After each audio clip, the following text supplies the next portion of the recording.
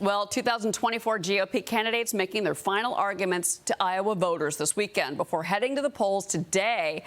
Former President Trump getting some major endorsements on Sunday. North Dakota governor and former 2024 hopeful Doug Burgum lending his support to Trump, along with Florida Senator Marco Rubio. Meanwhile, Nikki Haley picked up an endorsement from former Maryland Governor Larry Hogan. I want to bring in Iowa Congresswoman Ashley Hinson. She's a member of the House Appropriations Committee and the Select Committee on China. Congresswoman, it is a big day for the Hawkeye State, for you, for your constituents. You were with Nikki Haley yesterday. How did the weekend go, in your opinion, and how are you feeling about voter turnout today? Yeah. Well, Iowans are very hardy people, Cheryl, and I think the thermostat reads definitely below zero, but we're excited to kick things off, and the process of firing Joe Biden starts here in Iowa tonight at 7 o'clock. So I'm excited to go out and caucus with my friends and neighbors, and I can tell you that all weekend I've been out with all the candidates. I'm with another candidate later today back in Cedar Rapids, and then I'll head to my caucus site. But voters are really excited.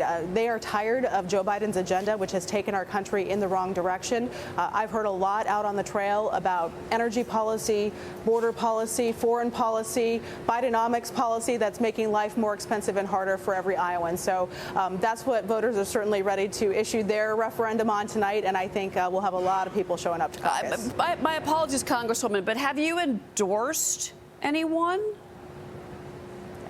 I'm actually staying neutral, and I believe our entire federal delegation is. I'm focused on telling the story of why Iowa should continue to be first in the nation.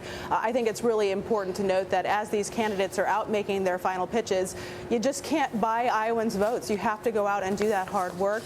You have to answer the tough questions, and it's really so unique that candidates, have that one-on-one experience with voters. You can be having a beer with them in your basement or playing an arcade game with them at the Iowa State Fair, and you only get that experience right here in Iowa. What are the biggest issues to Iowa voters today? What is the thing that's keeping most of them up at night right now?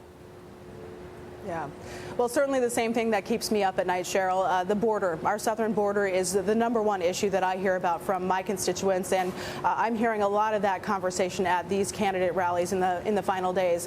Look, we have a president who has refused to acknowledge the crisis at the border that he's created. We now have sanctuary city mayors coming to us as members of Congress, asking for billions of dollars to bail them out when they've been carrying his water for years. So the border, it definitely directly affects Iowans' everyday lives.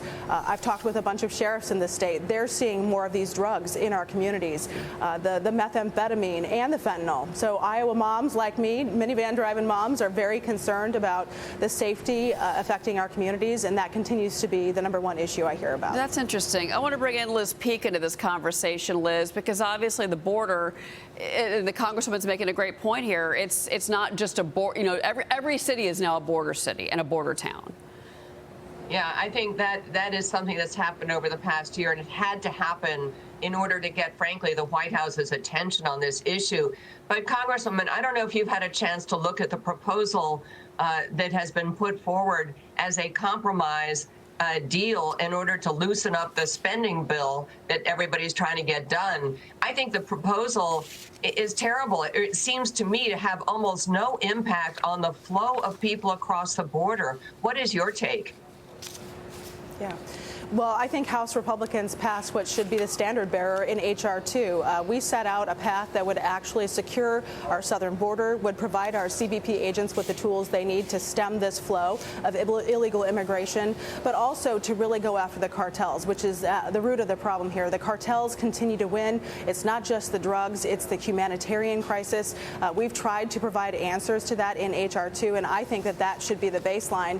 It took Senate Democrats, 2 years to even consider coming to the table, and it's only because it's an election year and they understand they have a huge liability here. So I think, unfortunately, unless they're willing to consider our bill, we're going to be having this fight all year long. But I think, again, our Iowa voters are going to go to the polls tonight to issue their referendum on the Biden administration. I think the American people are tired of it, too. So I'm hopeful we're able to flip the Senate and the White House in November. All right. Well, obviously, there is so much to discuss when it comes to Iowa, the weather in particular.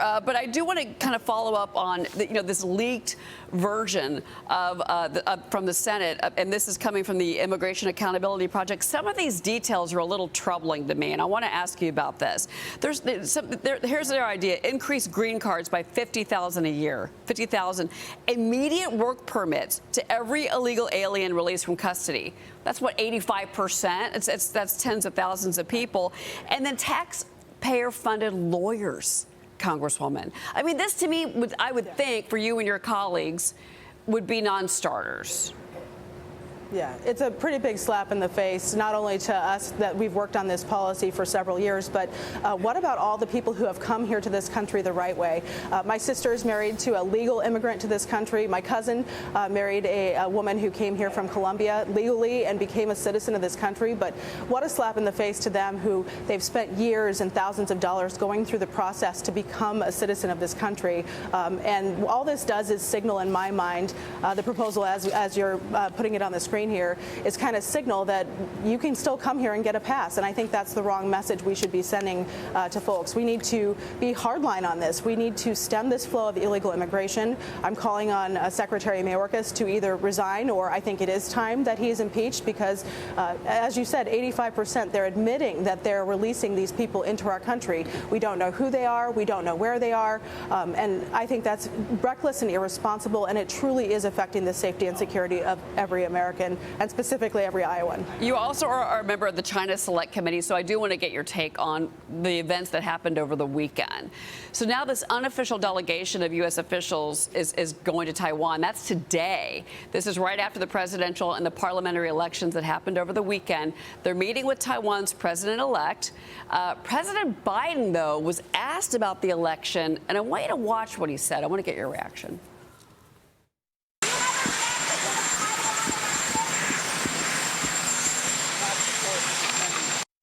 He said, we do not support independence. And Gordon Chang was on with us last hour, and he goes, look, the timing of that statement was bad. It was just, he could have waited, he could have phrased it differently, but that was the president's response. Yeah, not just bad, it's embarrassing, Cheryl. I think we should be supporting freedom-loving allies across the world, and I'm grateful to President Lai, and I had a chance to meet with President Tsai when she was in California as a part of my duties on the committee, and I think it's really important that we do not roll out the red carpet for genocidal dictators like they did in San Francisco, and like they did recently with the State Department to support their propaganda tour across the United States. We need to be holding the Chinese Communist Party accountable for their human rights atrocities, not enabling them to, again, traverse the country with a positive spin on it. This is the very same administration that, didn't really hold the Chinese accountable for setting up a illegal police station in New York City so that they could go after dissidents in this country. I think that's completely the wrong message to send, and I'd hope they'd be stronger and reverse course and hold China accountable. Mm-hmm. Yeah, because the concern is what is China's next move going to be, and is it going to be U.S. aggression, aggressed against us? Congresswoman Ashley Hinson, thank you for joining us this morning. Big day for you, big night tonight for you and for everybody in the Hawkeye State. We are going to be watching.